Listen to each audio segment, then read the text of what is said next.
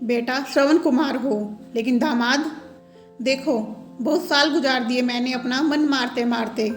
अब मुझे नहीं रहना इन सबके साथ। आखिर मेरी भी कोई जिंदगी है या नहीं? कब तक तुम्हारे माँ बाप की सेवा करती रहूंगी? आज अंकिता अपने पति उमेश के घर आते ही उस पर बरस पड़ी। क्या बकवास कर रही हो अंकिता?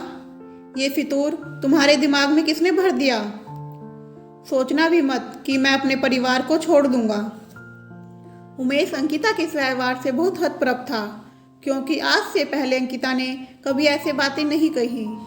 क्यों क्यों नहीं छोड़ सकते इन लोगों को? मैं तुम्हारी पत्नी हूँ और पति पत्नी का रिश्ता सब रिश्तों से ऊपर होता है। तुम्हें नहीं पता तो जाकर अपनी माँ से पूछ लो। अंकिता तेज आवाज में बोली। बहू बेटे के झगड़े की तेज आवाज सुनकर कमला जी भी उनके कमरे तक आ गई। क्या बवाल मचा रखा है आज घर में? आखिर बात क्या है जो तुम दोनों इस तरह लड़ रहे हो? कमला जी आंखें तरेरते हुए बोली। कमला जी को देखकर अंकिता उनकी ओर आई और बोली, माँ जी अच्छा हुआ आप आ गई। आप ही समझाओ अपने बेटे को, मेरी बात तो ये समझते ही नहीं। मैं इनकी पत्नी हूँ तो मेरी खुशी का ख्याल रखना इनका फर्ज है कि नहीं? कह दो इनसे कि चुपचाप मेरी बात मान ले और अलग घर ले ले। अंकिता की बात सुनकर कमला जी सकते में आ गई। ये क्या बकवास कर रही हो बहू? तुम्हारा दिमाग तो खराब नहीं हो गया है? क्यों मेरे बेटे को उल्टी पट्टी पढ़ा रही हो? अरे क्या इस दिन के लिए ही इसे पाल पोस कर बड़ा किया था कि बुढ़ापे में ये हमें छोड़कर बीवी का पल्लू पकड़कर चला जाए? क्या कमी है तुझे इस घर में? माँ जी मुझे 5 साल हो गए आप लोगों के साथ रहते रहते। ना अपनी मर्जी से कहीं आ जा सकती हूँ, ना अपनी मर्जी के कपड़े पहन सकती हूँ। जितना भी कर लो, कभी किसी के मुंह से तारीफ के 2 बोल नहीं निकलते। मेरा भी मन करता है अपनी मर्जी से जीने का। क्यों रहूं मैं इस घर में? आप सबका काम करने के लिए और सेवा करने के लिए। और आपको आज क्या हो गया?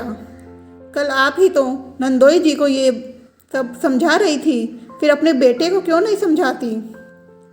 अंकिता की बात सुनकर कमला जी की आंखों के आगे कल का दृश्य घूमने लगा।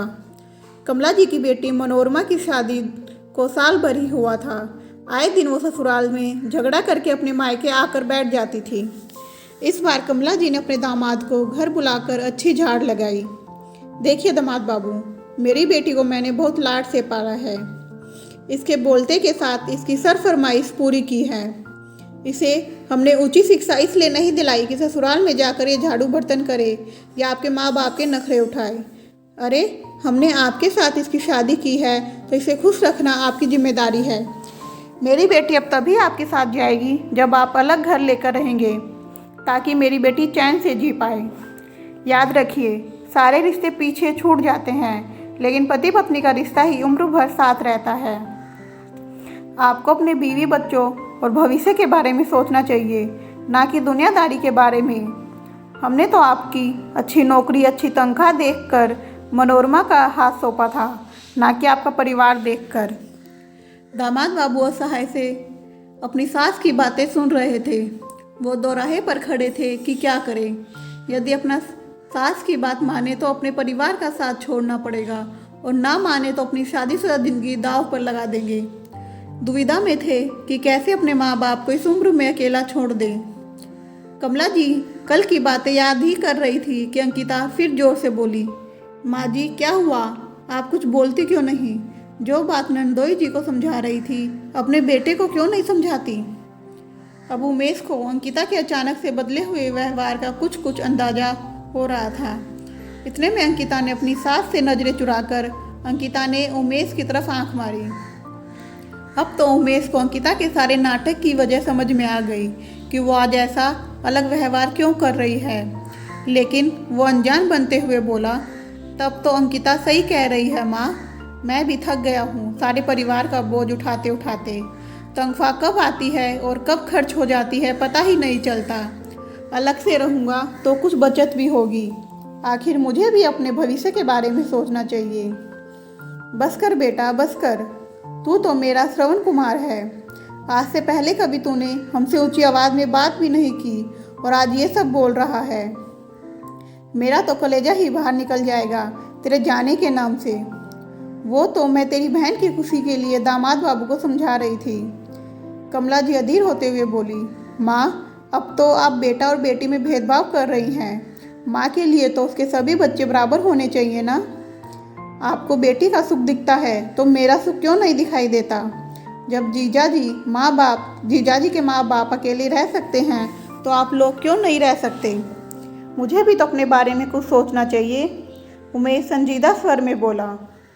नहीं नहीं बेटा, ऐसा मत बोल। इस उम्र में तो अपनी माँ को छोड़कर कैसे जा सकता है। तेरे बिना मैं किसके सहारे जीऊँगी। मेरी ही मत्ती मारी गई थी कि मैं अपनी बेटी को समझाने की बजाय दामाद बाबू को उल्टी पट्टी पढ़ा रही थी। मैं समझाऊंगी मनोरमा को और दामाद बाबू से माफ़ी भी मांग लूँगी, लेकिन तू कहीं जाने की बात मत करना बेटा। कमला जी का कलेजा बेटा बहू के जाने के नाम से ही मुंह को आ गया था। वो बिल्कुल बौखला गई थी। कमला जी की आंखों में पश्चाताप के आंसू थे। माँ की ऐसी हालत उमेश और अंकिता से देखी नहीं गई। अंकिता अपनी सास का हाथ पकड़कर बोली, माँ जी, हम कहीं नहीं जाएंगे। माँ बाप के बिना भी कोई घर होता है क्या। मैं तो बस आपको समझाना चाहती थी कि आप जो कर रही हैं वो गलत है। नंदोई जी सिर्फ दीदी के लिए अपने पूरे परिवार को कैसे छोड़ दे, जबकि उनकी कोई गलती भी नहीं है। ऐसा तो नहीं है कि दीदी के ससुराल वाले उन पर कोई अत्याचार करते हैं, बल्कि चंद आज़ादी के लिए परिवार की जिम्मेदारियों से आज़ाद होना तो कोई हल नहीं है ना।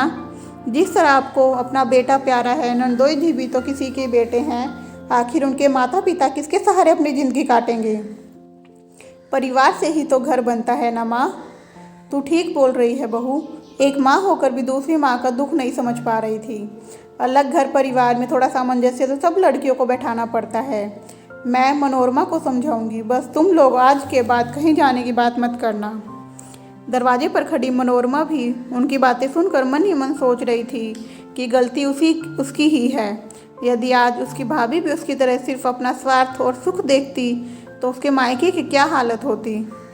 मन ही मन वो निर्णय कर रही थी कि वो भी एक अच्छी बहू और अच्छी पत्नी बनकर दिखाएगी। परिवार के प्रति अपना फर्ज निभाने में अपने पति का साथ देगी, ना कि उसकी राह का रोड़ा बनेगी। Thanks for watching.